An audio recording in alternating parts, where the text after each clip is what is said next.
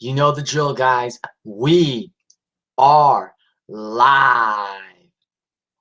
How's it going, everybody? This is Ryback Kenobi bringing you my live WWE TLC 2015 review here on my YouTube channel through Google Hangouts. And overall, I thought this show was all right for the most part. However, I am still buzzing over that closing segment. I mean, the way they ended the show was just wow. I mean, I was marking out, and you are not misreading the title. If you read the little subtitle, if you're reading it, what it says is true. And I'll get more into that later. But let's get right down to the review. We kicked off the show with the triple threat tag team ladder match for the WWE Tag Team Championships. The New Day defending against the Lucha Dragons and the Usos. And this was a hell of an opener. This was a great opener, a great ladder match like I expected it to be. Lots of great spots, great performances from all 7 participants in this match. And I'll get to that in a little bit as well. This match was just fun. It was exciting. It was the perfect kind of opener that you would expect for a pay-per-view of this caliber. You know, New Day was red hot with the Boston crowd, but then when Xavier Woods cracked a joke about not having a special hairstyle for an event of this caliber and wasting it on Boston, I was like, cue Sasha Banks, cue Team Bad. I think them's fighting words. But like I said, guys, this was just an awesome match. You had great offense from all 3 teams. There was a moment where the Usos had the ladder in their possession, and you had Big E, Sin Cara, and Kalisto on the outside. At first, I thought, oh my God, the Usos are crazy. They're going to try and do a splash over the top rope with that ladder in their hands. Well, they didn't, but what they ended up doing was they ended up throwing the ladder onto all 3 guys, and then they performed the diving splash over the top rope while all 3 guys, Big E, Sin Cara, and Kalisto, held the ladder in their hands. So yeah, that was pretty much a ladder splash, if you want to call it.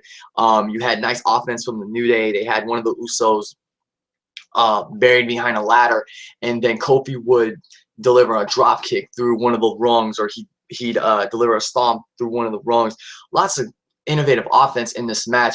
Kalisto, in my opinion, had one hell of a performance. I wouldn't say it was his breakout performance, but I think he opened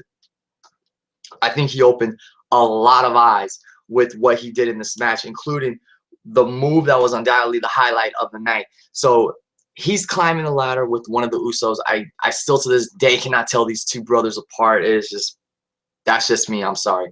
So anyway, Kalisto and one of the Usos are on the top of the ladder. They're duking it out. Kalisto manages to gain the upper hand, and then he performs a Salida del Sol from the top of the ladder through another ladder that was set up. These guys literally broke the ladder in half. And I honestly thought at this point that they had either caused real serious spine or back I thought they had caused like some serious spinal or back harm, or I pretty much thought they messed up their backs or their spine with a crazy ass move of that caliber. I mean, that was just insane. Crowd went insane for it. They chanted, "Holy you know the drill." Great freaking move. I mean, Kalisto, and then after that, he hits the sweet later on in the match, hits the sweet Hurricane Rana on the Kofi Kingston not from the ladder, but he threw Kofi face first into the ladder. Just a great match. And then also you had great commentary from Xavier Woods. I mean, he was plugging everything from WWE 2K16 to his own, gaming channel, Up, Down, Down. And then he would constantly have to correct the commentators because they would get Kalisto and Sin Cara confused. I mean, that was just priceless. And then towards the end of the match, he had one of the best lines ever because he says, "I'll be right back," because it's no DQ. He gets involved. He throws the trombone at Kalisto and hits him in the back with it, allowing Kofi to knock Kalisto off the ladder and allowing New Day to position the ladder, Kofi to climb and retrieve the tag team championships, and allowing New Day to retain the titles in just a great opener. One hell of an exciting match. 3 3/4 stars, undoubtedly match of the night. And as always, guys, my match ratings are down below in the description box. And this is the very first time I've ever done a live WWE pay-per-view / special event review. I know I might have some competition because I know the Lex Man always does a live review after the events. I know Brandon Hodge has a live review coming up in a little bit. So yeah, I might have some competition. You might call this the Sunday Night Wars, but this is just, you know, live stream. Very convenient way, very fast, easy way to upload videos and record them at the same time. So yeah, hope you guys enjoyed. Hope you guys are enjoying this. Shout out to, well, the 2 viewers I had at this time. But anyway, let's get right back down to the review. So like I said, 3 3/4 stars for the ladder match. Great opening match. Shout out to all 7 guys who went out there and just put on a hell of a performance. And big shout out to Kalisto. I think he had a star-making performance, so to speak. Not a breakout performance, but I think he opened eyes with what he did in this match. And I'm just hoping that he can get the push he deserves and become that next top luchador in WWE. Next, we had Ryback versus Rusev in what was a decent, solid big man match. But honestly, guys, part of this match I didn't care for. This whole Rusev, Lana, lovey-dovey couple thing, it's running its course, because towards the end of the match, you know, Rusev and Ryback were fighting on the outside. Ryback was in front of Lana. Rusev hit him with a forearm or something. Ryback fell back into Lana, and Lana feigned another injury, you know, saying she got poked in the eye or something, like she was hit in the face by Ryback. Ryback was looking at her like, you know, yeah, whatever. He was just like saying to hell with it, because he pretty much storyline-wise knows that he's been screwed over like that before. And then Rusev took advantage.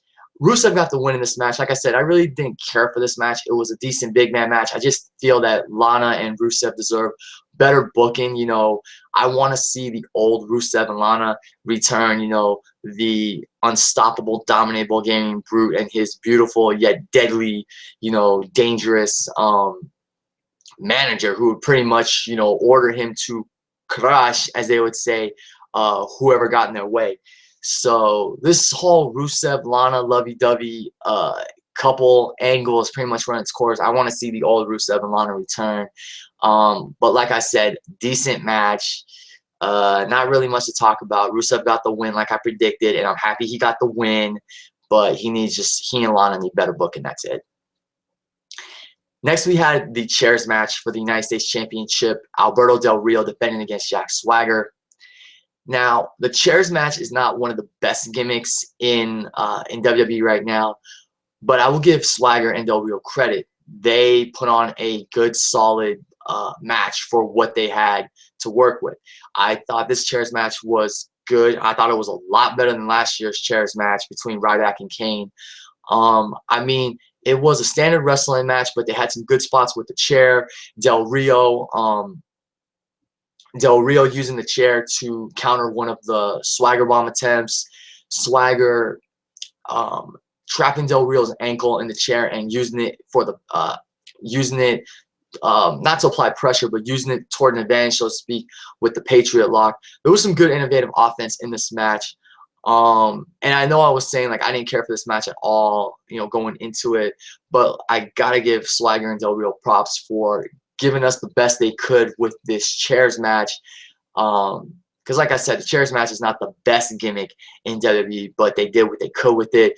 You had a nice spot where Del Rio trapped Swagger in the corner. He got him in the cross arm breaker from outside, and then he had Swagger hung up on the ropes and the turnbuckle. He was just whacking away at Swagger's back with a steel chair. You could see welts, you could see bruises on Swagger's back, and then he grabbed a bunch of chairs, arranged them beneath Swagger, and then he did that top rope double foot stomp to Swagger onto the chairs to get the 1, 2, 3 and to retain the United States Championship.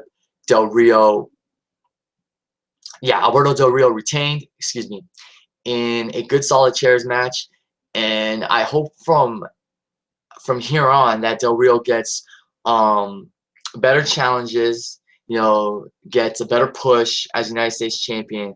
I just hope this title run goes well for him because, you know, as I'm gonna get to when I talk about the main event, him being in the League of Nations, I said this before, and I'll get more into detail about this later. He's basically there just to protect Sheamus, you know, from anybody, Roman Reigns, whoever, getting their hands on the WWE World Heavyweight Championship. There's not really much for him to gain. And, you know, thinking about it, I find it funny that Del Rio and Sheamus are allies when, like, 3 years ago they were rivals throughout the summer of 2012 with the WWE World Heavyweight, with the World Heavyweight Championship on the line, you know. But like I said, good, solid chairs match from Del Rio and Swagger. I give them credit for the match they put on. So nice, innovative offense with the chairs, but in the end, Del Rio got the victory as I predicted. So I was 3-0 pretty much. I'm 3-0 so far with my predictions. And my good friend Mandy Leon on Twitter tweeted, "What is your predictions? What are your predictions for the show?" And if you're watching this, shout out to you, Mandy. And I pretty much told her that I was 1-0 with the New Day match, and I gave her pretty much all my predictions. And then I was like, well, I'm 2-0 now with the Ryback Rusev match. The streak continues. But with this match, 3-0. So yeah, the streak continues.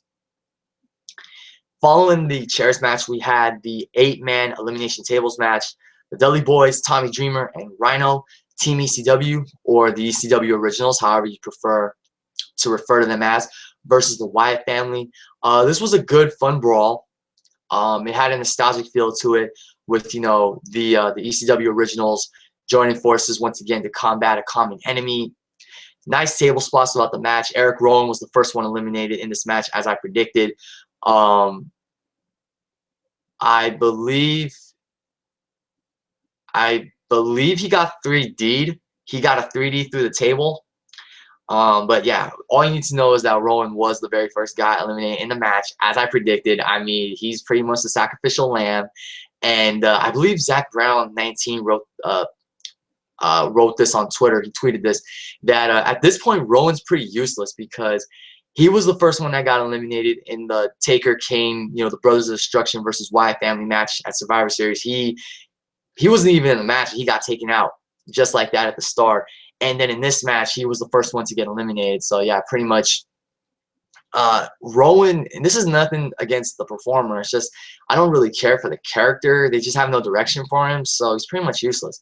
But after that, you had Rhyno get eliminated. Yeah, you had Rhyno get eliminated first. He went for a gore on Bray Wyatt. Bray Wyatt knocked him down with that diving forearm, and then Luke Harper eliminated him with a big boot through a table that was positioned on the in the corner.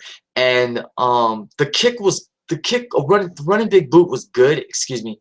The only thing was that the elimination wasn't as good. Like the table break wasn't the best. But yeah, you know, I was expecting Harper to deliver the lariat and drive Rhyno through the table with it. But after that, we had Tommy Dreamer. No, Devon went through the table next. And this was a sick moment because Devon was positioned at the table to try to put Bray Wyatt through it. And then Bray Wyatt did that spider pose, turned around, and he excuse me, I'm losing my I'm losing wind here, excuse me. Yeah, Bray Wyatt lost track a little bit. Bray Wyatt gets back up after doing the spider pose, grabs Devon, delivers a sick choke slam through the table.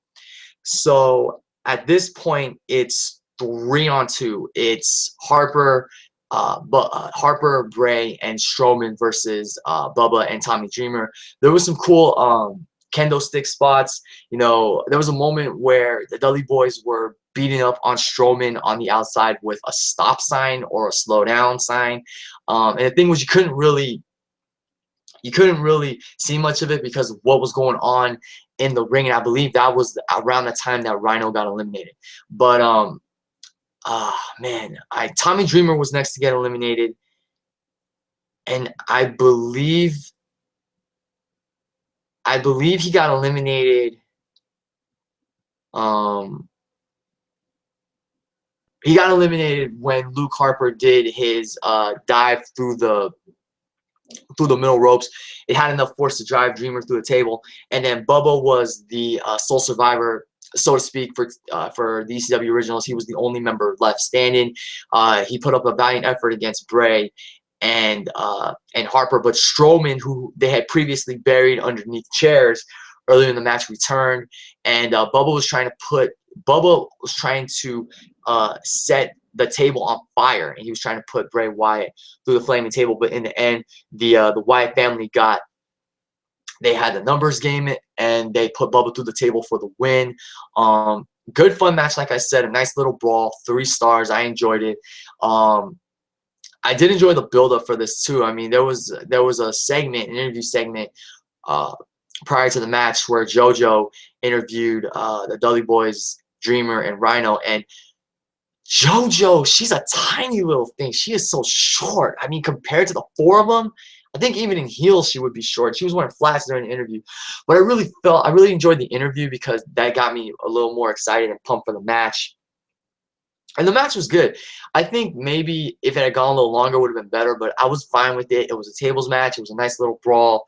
And, you know, we got to see some vintage ECW, so to speak, with Dreamer and Rhyno, especially Dreamer bringing in, you know, kendo sticks and trash cans and whatnot. So good, fun match. Like I said, 3 stars. Fun little brawl, and it had that nostalgic feel too with the ECW Originals joining forces once again. Next, we had the Intercontinental Championship match. Kevin Owens defending against Dean Ambrose. This was a good match. I don't think it was better than their Survivor Series match. This one definitely got a little more time than the Survivor Series match, but I feel the previous match was better. This was still a good match. You had some nice spots. Kevin Owens hit a sick fall-away slam on the outside, and then he hit his trademark senton splash immediately afterwards.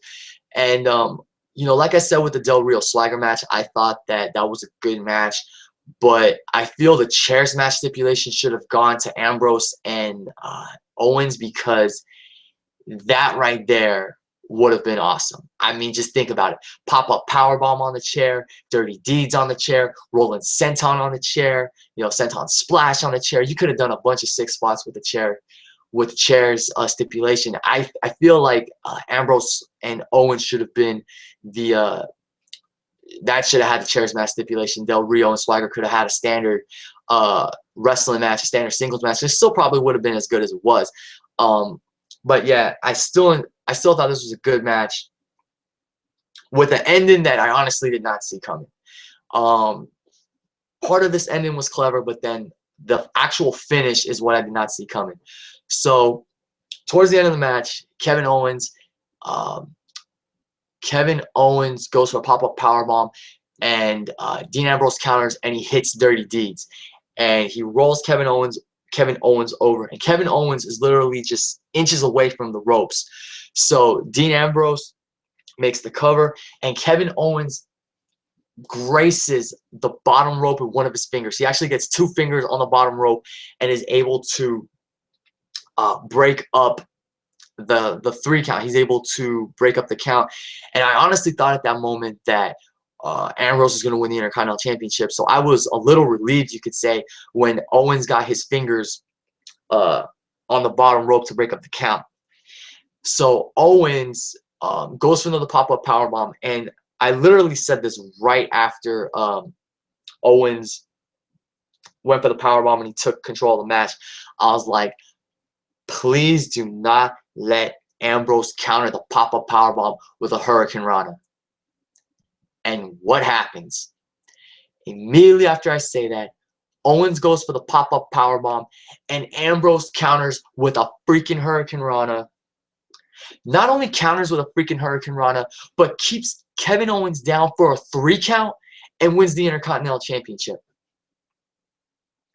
I flipped out, and not in a positive way. I just could not freaking believe that Kevin Owens lost the Intercontinental Championship to Dean Ambrose with, of all moves, a Hurricane Rana. What I don't like about that finish is that now that's starting to take away from the luster and the credibility of the pop-up powerbomb. Now, if it was like, say, Kalisto versus Kevin Owens, and Kalisto caught Owens from out of nowhere with a Hurricane Rana, that's a more that's a more logical finish, and that's a more realistic finish to me, because Kalisto is known for his lucha offense. He can hit you with a Hurricane Rana or some type of lucha move, you know, from out of nowhere. You know, his offense is very innovative. It's reminiscent of Rey Mysterio in his heyday in WWE. But for Dean Ambrose, and I love Ambrose, don't get me wrong. I'm not saying he didn't deserve this Intercontinental Championship, but I just did not expect him to win it. I thought Kevin Owens should have retained here tonight. But, you know, basically, I honestly feel like Ambrose beating Owens with a Hurricane Rana, countering the pop-up powerbomb with the Hurricane Rana, takes a little credibility away from that move now, because when Owens hit people with that pop-up powerbomb, until he came across Cena, he put people away with that pop-up powerbomb. You know, it was one of those finishers where, like, the minute Owens hit it, you know it was over. And then, of course, he came across Cena, and Cena countered it with a Hurricane Rana. But it's just like, you know, that move was one of those legit finishing moves where when the guy hit it, you're done. If Kevin Owens hits you with a pop-up powerbomb, you're not getting up. Now with Ambrose countering with the Hurricane Rana and pinning him 1-2-3 nonetheless to win the Intercontinental Championship, I feel like that move is losing luster. And you know that WWE will not let Owens do the package pile driver. I mean, as much as I love that move, he's not gonna do that move with the pile driver being banned in WWE. I still love the pop-up powerbomb, but I mean, they could have, if Ambrose had countered, if he got popped up, if Owens popped him up, but then he countered with a variation of Dirty Deeds, I would have had no problem with that. That's a more credible way to counter the pop-up powerbomb than just a Hurricane Rana the way Ambrose did it. Yeah, I honestly thought Ambrose was not going to win. I mean, I flipped out, and like I said, it wasn't a positive flip out. It was me just like, what in the hell just happened? Are you freaking kidding me? But Dean Ambrose is your new Intercontinental Champion. I'm interested now to see where they go from here. Will Ambrose walk into WrestleMania the Intercontinental Champion, or will Owens win the championship back at Royal Rumble? Or will Kevin Owens maybe move back down to NXT and continue his feud with Sami Zayn? Because, you know, Sami Zayn's returning to NXT on Wednesday for TakeOver London. And, you know, where does this leave Kevin Owens? Has WWE lost direction with him already now that he's lost the Intercontinental Championship? Does that make Kevin Owens a strong contender to win the Royal Rumble possibly, and, you know, go on to compete in the main event? I mean, that'd be freaking awesome if they actually do it, and if they build Owens the right way to win the Royal Rumble. But we'll see what happens. But like I said, good Intercontinental Championship match, not better than their Survivor Series match, but good match with a unique climax prior to the actual finish. I just think they could have done the finish better, but Dean Ambrose is Intercontinental Champion. Congrats to Ambrose. I'm not saying he didn't deserve it, but I honestly thought Owens was going to retain. I would have preferred Owens retain. You know, if they were going to do this title change, do it at Royal Rumble on a pay-per-view of a higher caliber. You know what I'm saying? So right now, since this is live, what I'm going to do is I am going to see if anyone has left me comments or questions.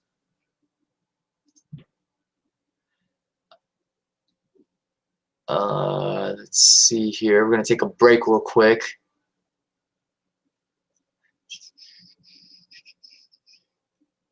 So I see my match ratings, and I do not see any comments in either box. All right, no problem. So let's continue with the review. After the Intercontinental Championship match, we had the Divas Championship match. Paige challenging the defending champion Charlotte, who had her father, Hall of Famer Ric Flair, in her corner. And this was a good Divas match. This match went shorter than the previous match in Survivor Series, which I had no problem with. Thought it was a good Divas match.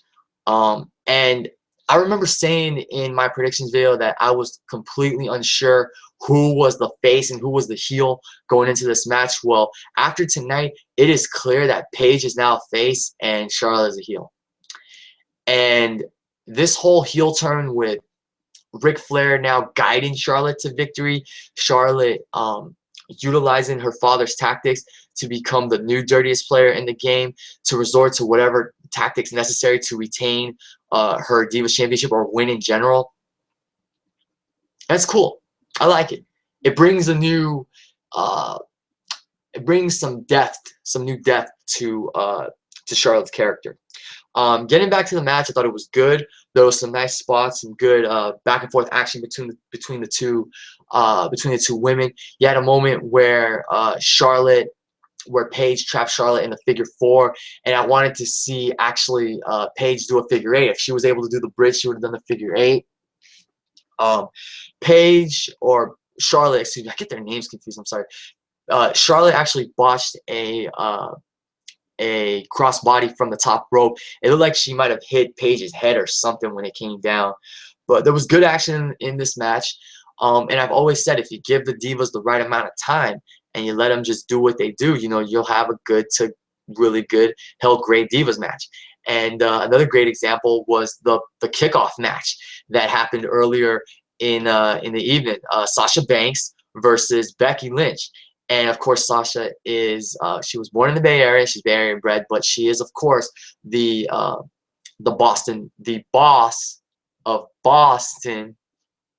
She's their native daughter, so to speak. And she got a hell of a pop when she came out. But then they had Team Bad sing their version of the 12 Days of Christmas, and the crowd was booing that. And they were booing Sasha a little bit. So nice move there, WWE. And I know I just went from one Divas match to another, but I'm just saying, I did hear some "We Want Sasha" chants, but I'm surprised I didn't hear a lot of "We Want Sasha" chants throughout this match, because I honestly thought the crowd was going to hijack this match, since Sasha was not in the Divas title match. She's from Boston. She's their native daughter. She's the hometown boss. So yeah, I was surprised at the lack of "We Want Sasha" chants in this match. But still, this was a good Divas match. Earlier in the match, Ric Flair was messing around with the middle turnbuckle. He was trying to get rid of the padding. And then towards the end of the match, after Paige hit a rampage on Charlotte, and Ric Flair assisted with Charlotte, with getting Charlotte's foot on the bottom rope, Charlotte starts to back off, and then Charlotte removes the entire padding, throws Paige face first into the exposed turnbuckle, and gets the 1-2-3 to retain her Divas Championship. So it's clear now that Charlotte is the heel and Paige is the face. So now with this Charlotte and Paige feud pretty much done from the looks of it, this is the perfect time for WWE to push Becky Lynch and Sasha Banks to build them as strong contenders for the Divas Championship, and ultimately give them their rightful Divas title match at WrestleMania 32. I would start with Becky Lynch, because after the match, post-match, Becky Lynch questioned Charlotte's motives in how she's been winning matches lately. And, you know, Ric Flair was his awesome self, talking about partying and everything and celebrating, going out, you know, taking the town by storm. So that's the perfect way to build toward Becky Lynch versus Charlotte at Royal Rumble. And then I think you can ultimately, in the meantime, you can ultimately build Sasha up as a strong #1 contender as well. And then at WrestleMania 32, have the NXT Divas Revolution triple threat match. Charlotte defending against Becky and Sasha, or do Charlotte versus Becky versus Sasha versus Paige. And on that night, have either Becky or Sasha have their WrestleMania moment and give them the Divas Championship. This is the perfect time, WWE, to build these two. You hear the "We Want Sasha" chants, give the fans Sasha, but also give Becky Lynch her chance. Becky's a hell of a wrestler. She's a dark horse. I think this is the perfect time for Sasha and Becky to get their rightful pushes and their rightful build toward the well-deserved Divas Championship match at WrestleMania 32. You've got something good going with Becky and Charlotte. Keep that going strong. Keep that momentum going. Build toward Royal Rumble, and then in between Royal Rumble and WrestleMania 32, throw Sasha into the mix. Build her up. Ultimately, disband Team Bad, and then set the stage for Charlotte versus Becky versus Sasha. Give Becky a chance. Give Sasha a chance. We want Becky. We want Sasha. That's all I'm gonna say. Good Divas match. Shout out to Charlotte for mimicking her father's trademark taunts, including the face first Flair flop.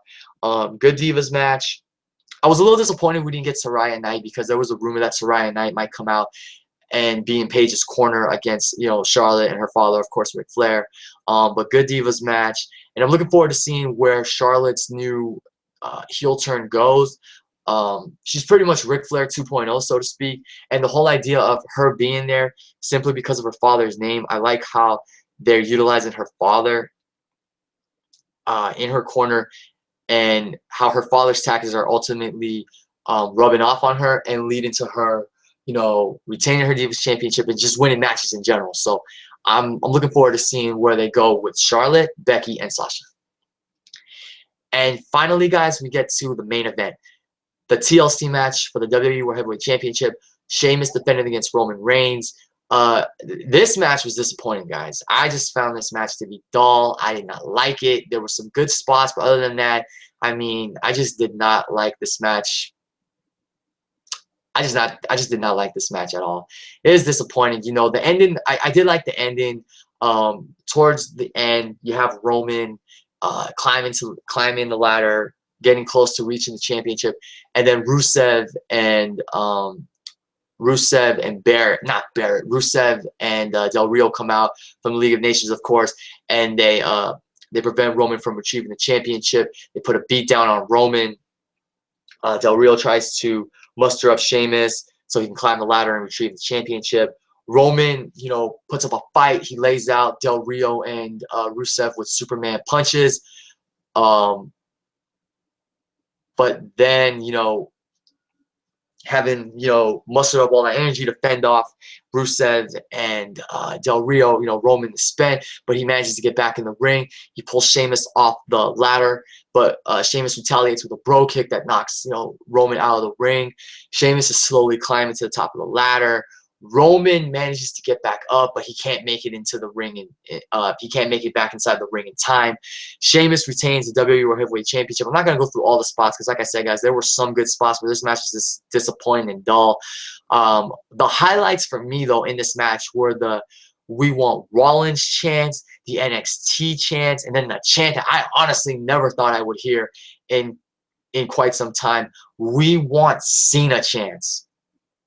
I kid you not. The crowd was chanting. The crowd hated that match. They broke that match. They did not enjoy that match, and they were just fed up, and they chanted, "We want Cena." You know, Cena's from West Newbury. They were in Boston. I was really surprised they went with that chant. I mean, that says it all. "We want Cena" chants. But, you know, like I said, in the match, in the end, the match was dull. Not that many good spots. Well, there was some good spots, but not that many memorable ones. Sheamus retains the championship, but post-match, totally made up for the actual TLC match. So Del Rio and Rusev, they hoist Sheamus, excuse me, up on their shoulders, and they're celebrating, and then Roman has had enough. He is pissed off. He spears all three guys down, and then he just goes ballistic. He grabs a steel chair. He wears out Del Rio. He wears out Rusev. He beats the hell out of Sheamus with it. And then Triple H comes out with, you know, referees to try to stop Roman. I mean, Roman he unleashed hell. He was finally unleashed. All this pent-up frustration after being screwed over multiple times for the WWE World Heavyweight Championship. He was just fed up. And that pent-up frustration he just let it all loose. He let it all out. And then Triple H gets in the ring, and he tries to calm Roman down. And I'm thinking to myself, you know what? Roman's going to deck him. Watch. Roman is going to deck him. And, you know, Sheamus is being attended to by Triple H. The second Triple H gets up on his feet, bang! Roman drills him with a Superman punch. And then Roman just unloads on Triple H with the steel chair. And Triple H was selling the chair shots, you know, in somewhat of a comical manner, because he every time he got hit with a chair, he'd like bounce up, and you know, Roman hit him with a chair again. He just like he would bounce up every time he got hit in the spine with a chair. But that beatdown didn't end there. I mean, Roman Reigns went to town on Triple H, and it was a freaking awesome segment. He gets Triple H on the outside. He holds Triple H up on his shoulders, power bombs Triple H on the Spanish announce table, and the table doesn't budge. And the crowd chants, you know, one more time, one more time. Roman just went all out. He went ballistic. And I loved it. I mean, this was the badass Roman Reigns that we as fans in the WWE Universe wanted to see for quite some time. Not this, you know, Super Cena 2.0 Roman Reigns. We wanted to see just this killer badass going through whoever and whatever got in his way. And he just put a beat down on Triple H. I loved it. And after the powerbomb, while Triple H is still laid out on the announce table, Roman gets on the English announce table, dives off it, drives his elbow right through Triple H through the table. I mean, I marked out. That moment was just freaking awesome. And the crowd got behind Roman Reigns. They were chanting, "Thank you, Roman. Thank you, Roman." I mean, it was an insane moment. To me, this was like Roman Reigns finally had that breakthrough moment with the crowd. He was finally over with the crowd. They loved it. And when you thought it was done, as referees, EMTs are attending to Triple H, Roman's walking back down the ramp, and he says, "To hell with it." Dashes down and spears Triple H, nearly spears him to hell, nearly cuts him in half with that spear. Roman Reigns has finally arrived.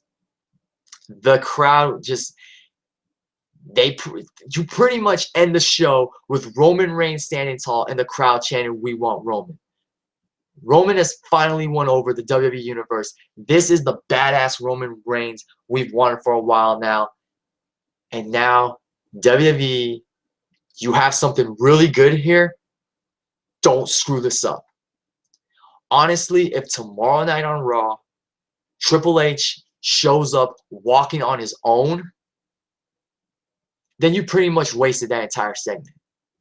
Tomorrow night, when Raw kicks off, if the Authority's going to kick off the show, I expect to see Triple H either with bandaged ribs or in a wheelchair, you know, really selling this thing. Or hell, don't have Triple H appear on TV at all. You know, because it's obvious we're going to get Roman Reigns versus Triple H at either Royal Rumble or WrestleMania 32. And honestly, WWE, you got something really good going. Don't screw this up. Hell, if I was you, I would keep Triple H off TV until NXT TakeOver London. Still have him try to sell the injuries, but I would keep Triple H off TV tomorrow night. Probably keep him off for the rest of the year. And then at the beginning of next year, have him return with a vengeance and just do what Triple H does best, and that is beat the hell out of somebody with a sledgehammer, you know. But like I said, the match, 2.25 stars, was just dull. I did not enjoy it. The post-match beatdown from Roman Reigns, the post-match Rampage, 5 stars, because that was just a freaking epic segment, and that was the best way to get Roman Reigns over with the crowd. Now let's see where this whole new attitude change, so to speak, from Roman, where it leads him to. He will most likely either enter the Royal Rumble and get screwed over, or he'll win the Royal Rumble and go on to main event WrestleMania again. But we're definitely going to get Roman Reigns versus Triple H, which I think logic would have that match at WrestleMania 32 after Roman, you know, is screwed over in the Rumble match for like the last time, and he's just at that point where, okay, you know what, you want to screw me over one more time? Well, I kicked your ass in front of front of everyone inside the TD Gardens at TLC? How about I kick your ass in front of everybody inside Dallas Cowboys Stadium at WrestleMania? So just great way to end the show. I'm still buzzing over that. I mean, this was the night Roman Reigns arrived and became a fan favorite. This is the night he won over the WWE Universe. So with that said, if we do get Roman Reigns versus Triple H at WrestleMania 32, question now is, where does that leave Sheamus in the WWE World Heavyweight Championship? Are they honestly going to, you know, have him main event Mania? You know, if I could have my way, I would have John Cena return. And although I was totally against this for quite some time, especially going into SummerSlam and Night of Champions, well, mainly SummerSlam, because this was when it was title for title. If they want to have John Cena return at the Royal Rumble and challenge Sheamus for the WWE World Heavyweight Championship, give Cena his 16th world title. I've always said that Ric Flair's, you know, accomplishment of 16 world championships should never be duplicated, should never be replicated, should never even be touched, should never even come close to being touched or tied or anything like that. But if it gets the belt off Sheamus and it leads to, who knows, Roman Reigns versus John Cena at WrestleMania 32 for the WWE World Heavyweight Championship, and that's the night that Roman Reigns ultimately becomes champion, I'm totally for it. Give Cena that 16th World Heavyweight Championship reign. If it means that Roman's going to finally climb to the mountain of WrestleMania and knock Cena off his throne, and Sheamus isn't champion for Lord knows how long, I'm all for it. So yeah, we will see if John Cena returns in January to step up and challenge Sheamus for the WWE World Heavyweight Championship. If not, and Daniel Bryan manages to return and he can wrestle and everything, let's do Daniel Bryan and Sheamus. Because I know WWE wanted to do that for quite some time at WrestleMania 30, I believe.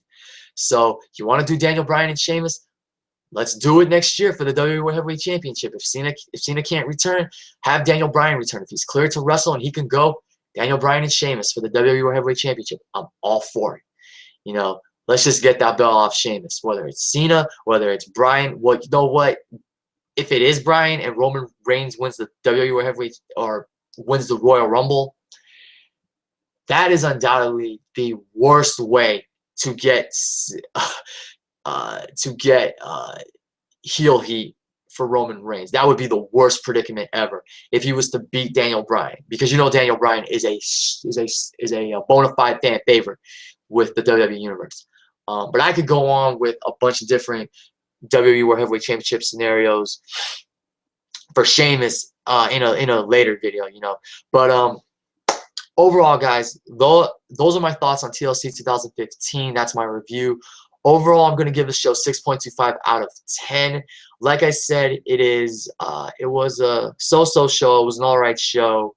You know, definitely check out the Tag Team Championship ladder match. That's definitely worth checking out. And definitely check out Roman Reigns' arrival, as I like to call it. I mean, that post-match Rampage was just poetry in motion. It was so freaking awesome. I loved it. And if you want to watch, you know, if you want to have a little nostalgia, if you want to experience some nostalgia, check out the tables match too, because that was a fun brawl to watch. So like I said, guys, 6.25 out of 10. That will pretty much do it for my live review. This is the first time I've ever done a live pay-per-view / special event review. I'm going to go to my comment section right now, see if anybody left me any comments, questions. No. And nothing here on Twitter. All right. Well, I think that'll pretty much do it, guys, for my live review. Of course, you will be getting a NXT TakeOver London review later this week.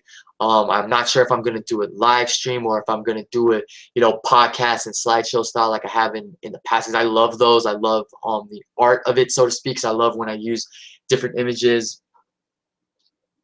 When I use the different images for the matches, and I like when I use my transitions and everything. So when you guys watch this, let me know down below in the comment section, do you prefer my live stream reviews or do you prefer the podcast style ones where I have, you know, the different images and transitions and everything?